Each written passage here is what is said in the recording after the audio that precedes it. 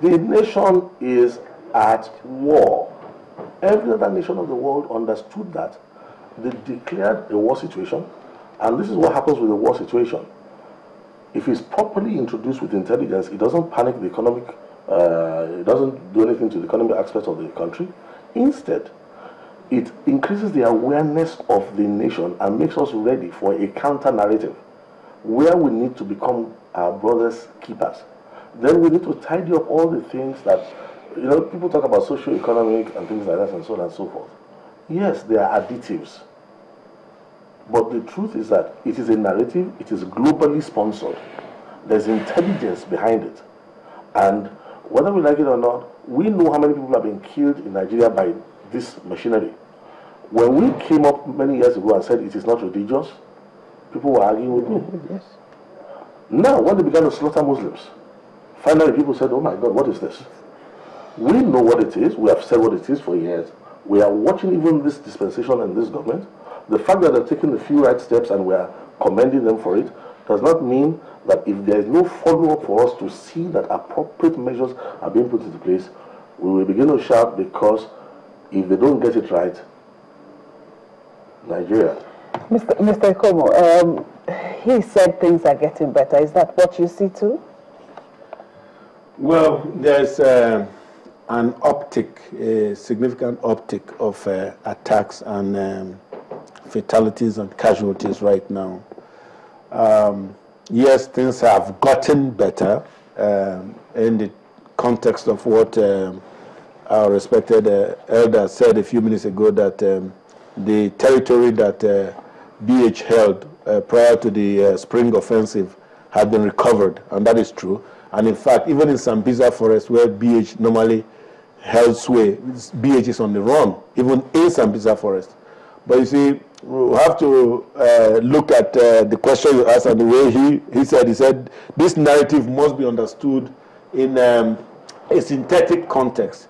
Because what we are doing right now, we are just taking parts of it that suits us, and we want to latch onto that. And that's not good. Some people want to say, okay, it's the military that's not doing enough. Or no, it's this, it's the education. I read the papers this morning. A former leader was saying, let's just go and educate people. But like you said rightly, man, people are dying. So for me, as a security expert, the first thing is to stop that bloodshed. Stop that bloodbath that's going on. 50 people died yesterday at the Eid grounds in Yobe. That was too much. That is too much to bear. Let me give you a comparison. 55 persons died in the 7705 bomb in UK. And just last week or 2 weeks ago, they did the 10th anniversary. Since that 77 bomb, no attack has occurred successfully again in the United Kingdom. Because of what he said. You look at a problematic situation, you dissect it, you understand it, and then you start applying cure or solution. But a situation where you are looking at one little slice of reality and latching onto it, you'll be solving the wrong problem. We call that a type 3 error. In a situation we have, for instance now, a change in guard. Yes. Service chiefs have been changed. Yes. Elijah Mohammed talked about the fact that at least 3 of them have an intelligence background. Practically all of them have a training background. Yes. Practically all of them have an administrative background. Yeah. Now, with this kind of qualities, I mean, yes, backgrounds that they have, yes, do you think they have the capacity to look at the situation, dissect it, analyze, and begin to... They are more than qualified, but in terms of qualification. They are more than qualified to analyze the situation. But I sense a but. I think there's a but there somewhere. The wahala is, this is not about military risks. This is about societal risk assessment. Look, this problem, I came in here some time ago and I told you guys when we were talking about some other things, I said, listen, we need to start doing strategic threat assessments. We need to start doing tactical threat assessments. It's like we had Eid coming up yesterday. Even in Yobe State, where they did some of the right things, they restricted movements of vehicular movements and all that, and the new chief of army staff went in there to pray to boost morale. There was this massive attack. So what was the failure here? It was a tactical threat assessment that failed because the device was introduced and detonated, and in 2 locations, twin attacks. So, hold on. Let's hear from Ladi Mohammed. Sorry. I'm sorry. Honestly, I think we've all been saying the right thing. We've been looking at issues from different perspectives. Indeed. You see, this is an octopus. Yes. And when you look at this, you look at that, you must have a holistic approach to it. Now, you see, many things are wrong. Like rightly said, for more than 2 decades, the entire military had been neglected. With the result that the welfare of serving officers, of retired officers was neglected. With the result that we had no hardware on ground. Even our institutions such as prisons, such as courts and police have been neglected. For instance, today, look at the way our prisons have been built. That's why they attack with with impunity. Go and look at our prisons in Nigeria and look at our prisons abroad. You see a whole lot of difference. Now, our police today have been neglected. They have neither the training to handle this kind of war, because it's a global war, it's a guerrilla war. They have neither the hardware. Our army don't even have attack helicopters. We have no armored personnel. We don't have any attack helicopters with early warning system. So how were they able to do this in 6 weeks just before they... See, there was a surge. And like you explained, we use mercenaries, we use all sorts of things. But those will also always be temporary, measures. Now, this is the first time a government in 6 weeks is looking at the whole matter from a holistic point of view. It's not just military might that will solve this problem. No, and you cannot, in 6 weeks, correct what has been happening in 2 decades.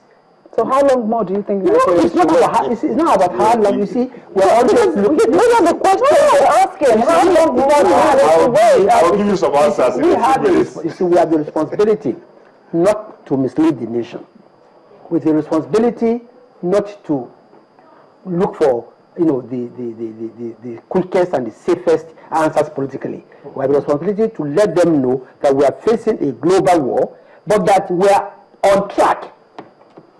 You see, you have how many square kilometers of land in Nigeria? Now, suicide bombers, 37,000. suicide bombers anywhere in the world would always manage to succeed. But what is important now is that we have deployed our intelligence to be able to nip these things in the bud. But we must understand and appreciate that we are facing a global war which we cannot fight on our own. When we even talk about intelligence, without cooperation from the international community and neighbors, it will not be possible. Look at our borders, for instance. Our borders cannot be secured without the cooperation of our neighbors and the like. But we must be honest enough to let Nigerians know that in the last 3 administrations, we did not handle this matter the way it ought to be handled. We politicized it. Yes, that's what they've said. That administration is done. No, you see, President Buhari was voted, especially because people think he was just going to come and solve this insecurity issue. We promised change. We didn't promise miracle. And in 6 weeks, believe me, in 6 weeks, this government has hit the ground running. Now, all we intend to do is to be able to be on track and build on this. And believe me, I can tell you, as an insider, that we have taken into consideration all aspects of this, global terror. And in a few weeks' time, you will see that we will be able to degrade the terrorist infrastructure. And these, lone wolf bombings and things will become less and less regular. Okay, you were going to say something. Yeah, I agree with my elder brother and what our experts have said. You see, this issue of narrative is a very critical thing, but I think the most important thing is to take those who should give the narrative seriously and give them the protection that they need. One Sheikh Albani in Zaria, when I listened to his sermon against the Boko Haram about a year and a half ago, I've been covering the Boko Haram crisis in the last 10 years.